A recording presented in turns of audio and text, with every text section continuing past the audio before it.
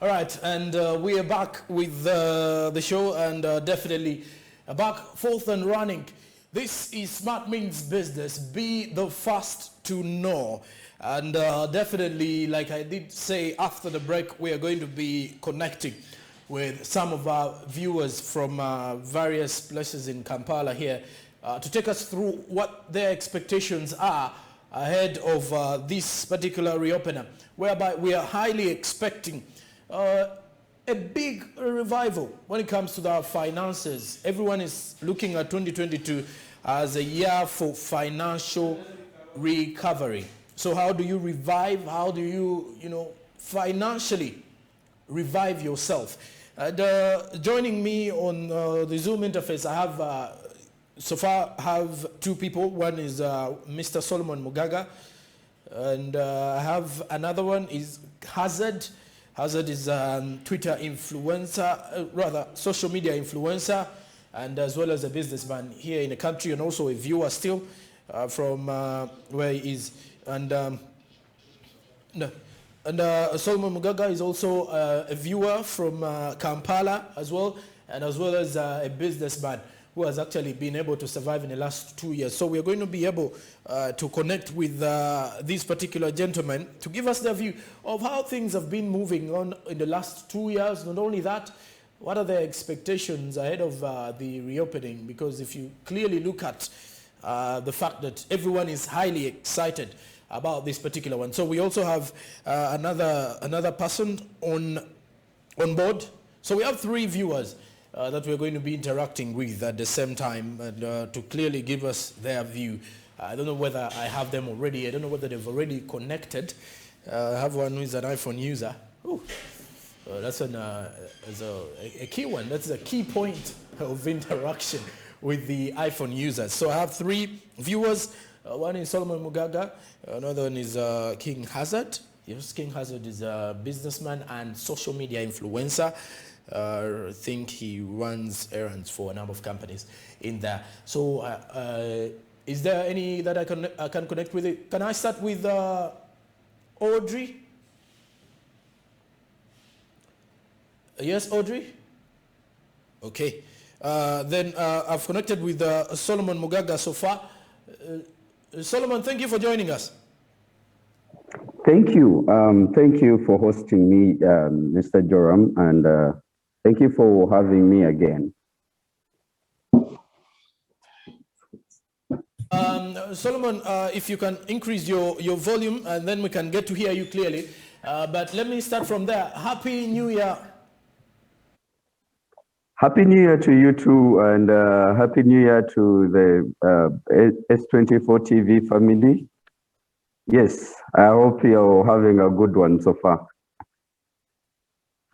To clearly also give us a view of where you're actually catching up the show from, which area are you in for the viewers out here to get to know where you are? Right now, I'm at my office in Naguru, and yeah, just around Kampala in Naguru. And away from that, Solomon, let's kickstart it off with you with our first question, which is when you look at the last 2 years of the pandemic, we've not been having the full economy opened. So if you're to look at that, how have you been able to survive, you as an individual? Hey, thank you, Mr. Joram, for the question. I can say it has been a really trying moment for all of us as a world and as Ugandans in particular.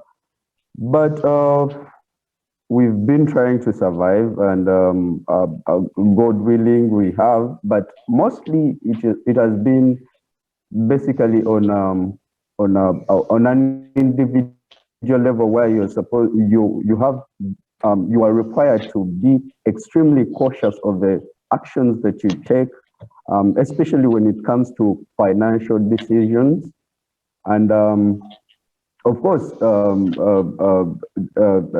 the investments that we've been doing and like savings. But it has really been a trying moment for all of us, and me not excluded.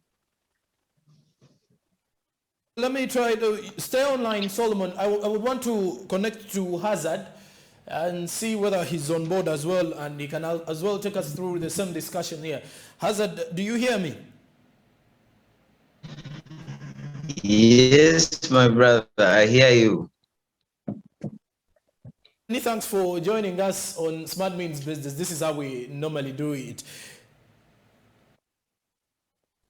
Yeah, thanks for hosting me. It's a pleasure to be here. If you can clearly first take us through where you are before I can ask my first question. I'm at home right now. I'm home trying to do my online work. And then basically that's where I am right now. Right. Now, Hazard, let's look at this. You are a social media influencer, and if I've actually been going through some of your social medias here. But besides that, first take us through how have you been able to survive in the last 2 years, because the pandemic has hit us very hard, and we can only imagine everyone has just been hustling his way out. How have you been able to survive?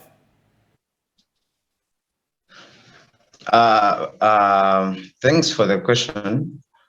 2 years ago, I didn't see myself being where I am right now. Not because I'm successful in one way or the other, or but I've just changed the course of life in that period. So in the space of 2 years, I used to work for a private company. It's called Y Travel Deals. And then when the lockdown hit, some of us lost those jobs. Many people and many companies were that. So I'm one of those people. Now, I had this passion for social media from way back. And now when the lockdown started, I was trying to keep up with social media, but of course, you need data, you need money to keep up with social media. So that's when I got the idea of how can I earn from it, and then it's where I am right now. So from then, I started doing voluntary gigs, pushing for my friends, pushing my own hustles, and then that's where I started from, and then came to get some of the gigs I'm doing, those that I did in the due course. Yeah. So right now, stick around with me. I want to have Audrey on board as well to see whether Audrey is also in the same line with our discussion here. Audrey, can you hear me?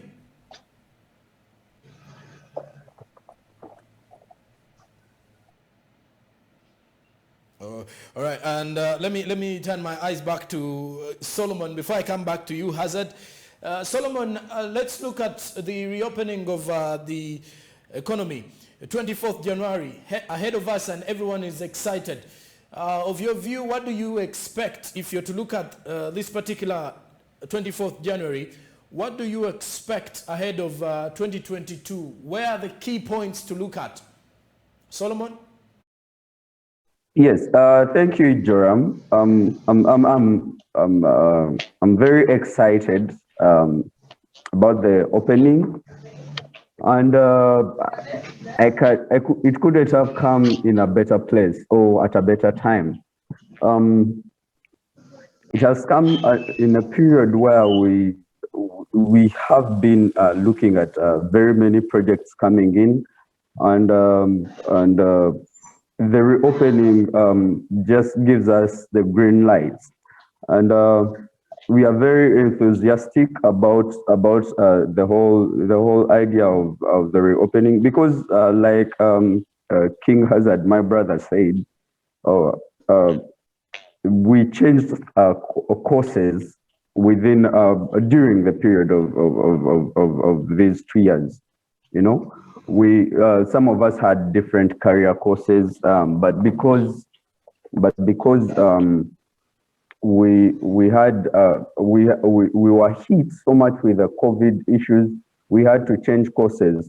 So some of us had to do private ventures, and the reopening has just given us the go ahead to do exactly the plans that we've been having and the plans that we want to implement. Yes, over to you. All right, let me get back to Hazard. I don't know, Audrey, if you are on board, you can say hi to the viewers before I get to Hazard. Audrey, are you online?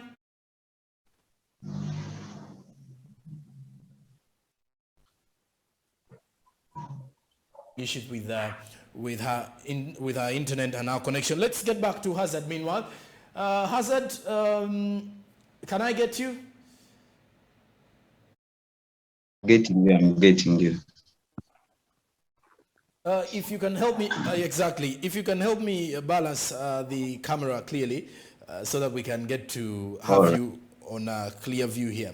Okay, Hazard, we are reopened, and what I've been hearing from most of the Ugandans is that they are now outside.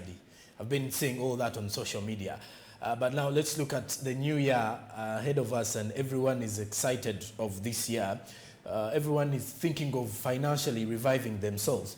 But if you're to clearly look at the businesses and how best can people in your lane greatly get back to money-making ways this very year? Well, thank you for this. First of all, the fact that the economy is being revived or fully lifted, this is now like most businesses right now are starting from scratch, because most of them no longer have the capital that they used to have, or they no longer have the cap. They are just starting from scratch. So about my expectations, I'm expecting most businesses to restart, to reopen. However, I'm also calling upon these financial institutions and the government to ease the restrictions when it comes to acquiring that financial assistance to help the citizens to get back to business. So I'm expecting most businesses to open, especially the bars and the entertainment industry, which was hit so hard. But of course, I believe all this will be done with some serious observance of SOPs, because I don't think COVID is gone. Just that we need to continue embracing immunization. So that is what I expect. Basically, I expect businesses to resume, especially the bars, especially schools which have already started. Yes, and the entertainment industry, basically. Yeah. And then All right, Hazard, do you believe it was the best time to reopen? What is your view on that matter? Do you think it was the best time to reopen? The other Ugandans who have not been able to work efficiently late in the night? I personally, there are two views I can give. One is my personal view, and one is according to the professionals in this. So my personal view, I would feel it should have been lifted early, a long time ago. However, due to health reasons and security reasons, the people that are more aware about this, the government had a target of vaccinating at least 60% of the population before reopening. So if that was achieved, then I believe it's a great time. However, to me as an individual, I feel we should have opened long time ago, because you can see the economy, things are not easy. So most people have been locked out, and schools have resumed, kids went back to school, his parents don't have money, but now that it's open, at least it's easy, it has eased their way of getting back to business, and I believe it's a great time to open. Let me get back to you after I'm done with Solomon here. Solomon, let's first get back to you meanwhile, and I have a question for you. And this particular one is regarding borders, which have been which were efficiently being used in the previous time before COVID came in. If you're to look at that, you as a youth, definitely, who, because I believe all of us in one way or the other use these borders, do you believe it is right for them not to be, what is your view, by the way? I wouldn't want you to give a final verdict, but what is your opinion in the fact that borders are supposed to maintain curfew? Thank you, Joram. Usually, I like, whenever I use these borders, I usually interact with them to get a feel of what they're going through and how they're coping. But I can assure you these guys are having a hard time. And I would want, if it were up to me, I would have opened them up. I would have released them to do their work, because I do not get the essence of opening up, say, different sectors, and yet the means of transport that are easiest to the people within these sectors are the borders that are still under curfew. So I would have opened them up, but again, the decision is not up to me, and probably there is a logical reason behind why they're being kept under curfew. But these young men and our fathers, our brothers are really struggling. So no, I do not support the idea of keeping them under the curfew. Yeah. And if to look at that also, so how is it going to affect you as the users, the Ugandans who have been excited for the reopening? Let's try to also build it from there.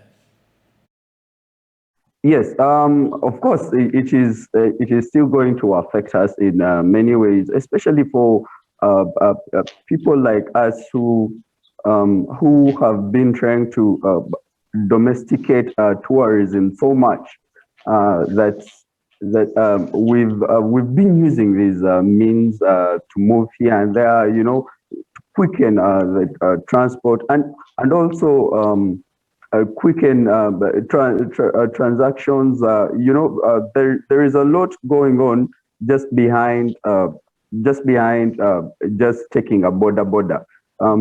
There is a lot going on. So I believe it is not going to be easy. It is still going to be hard for us.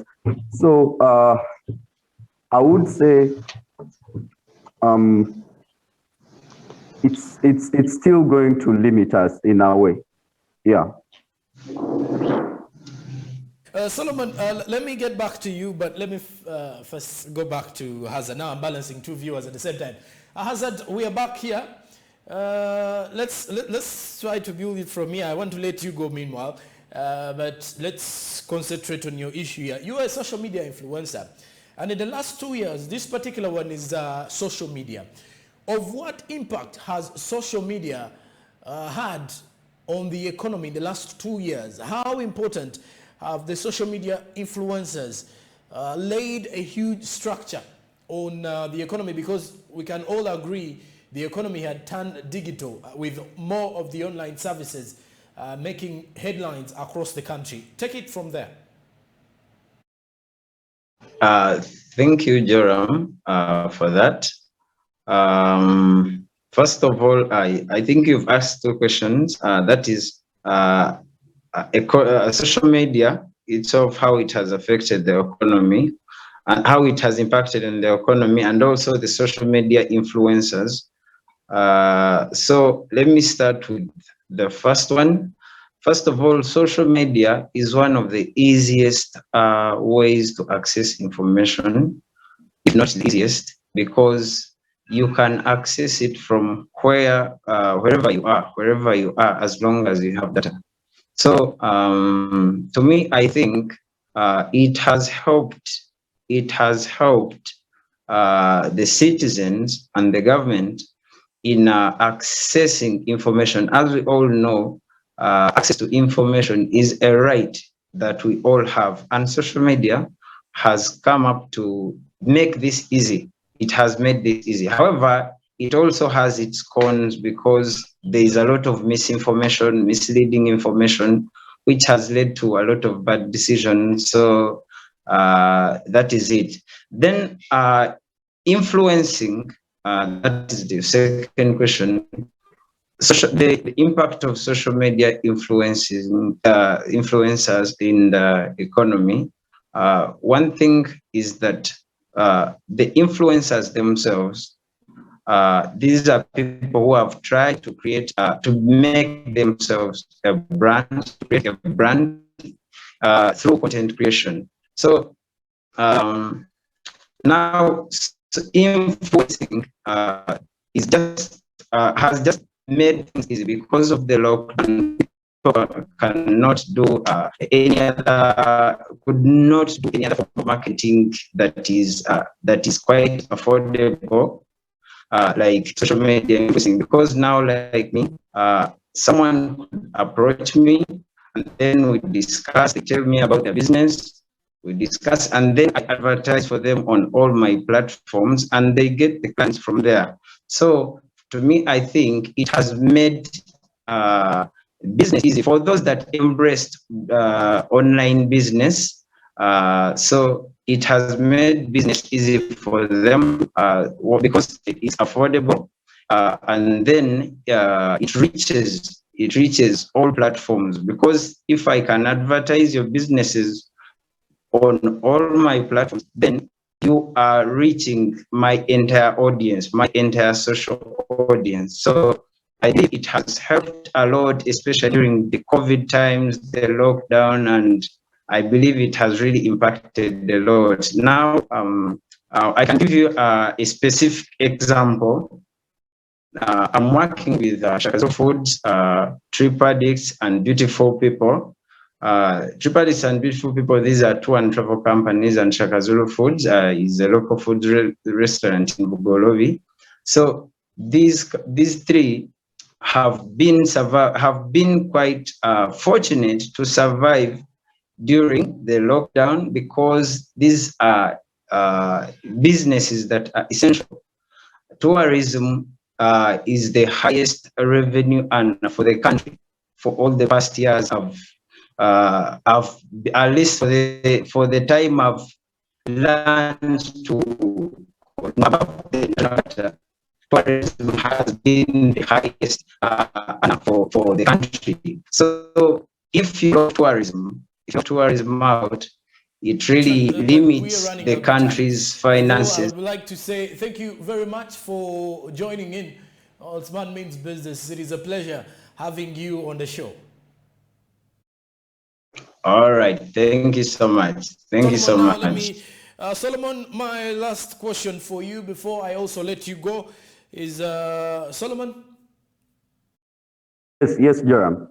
Going to you, we've had issues with the fuel prices, big point, big issue, big matter for the last 2 weeks in the country.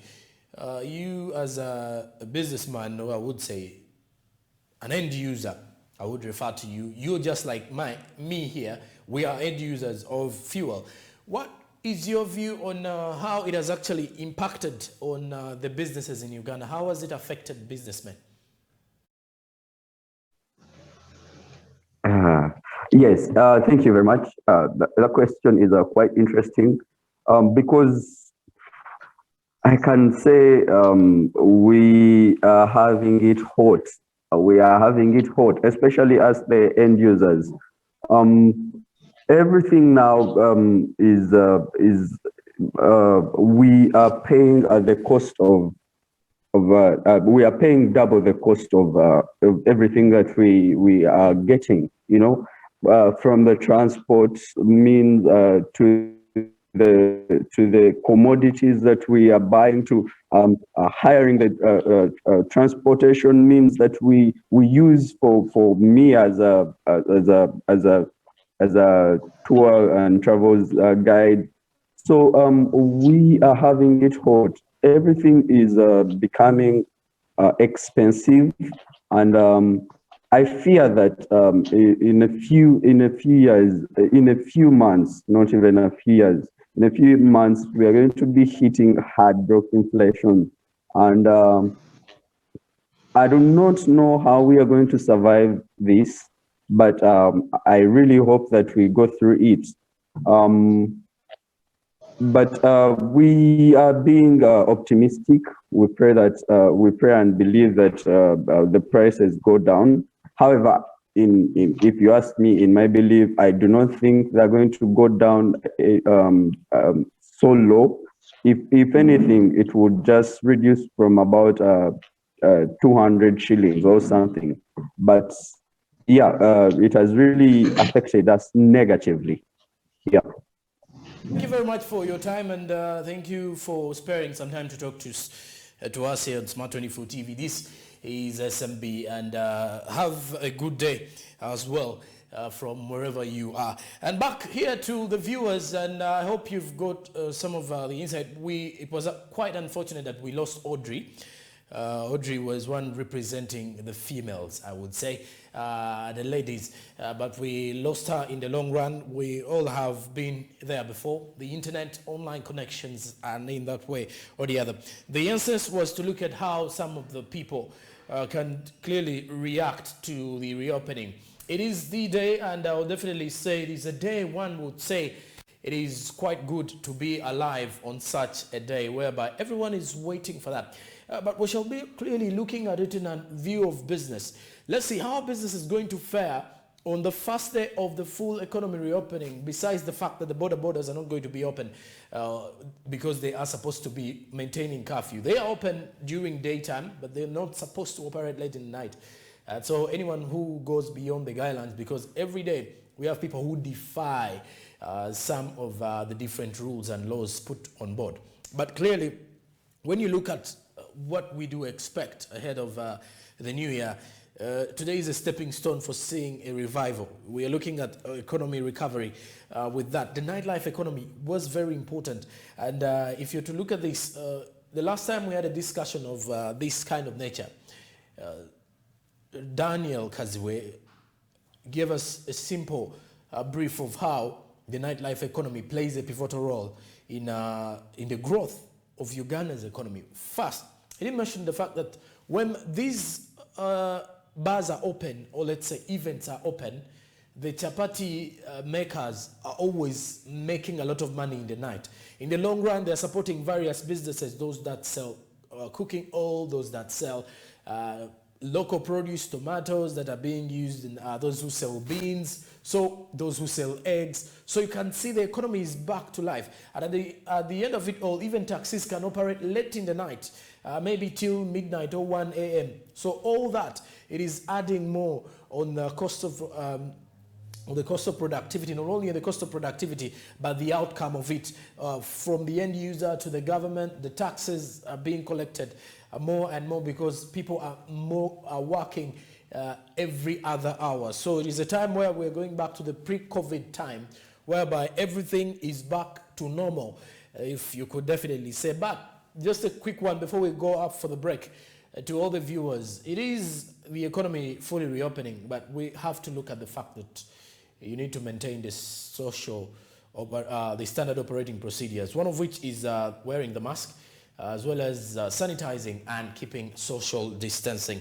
Meanwhile, SMB does continue after the break with more coming in with Rita Cabanyoro. Stick around.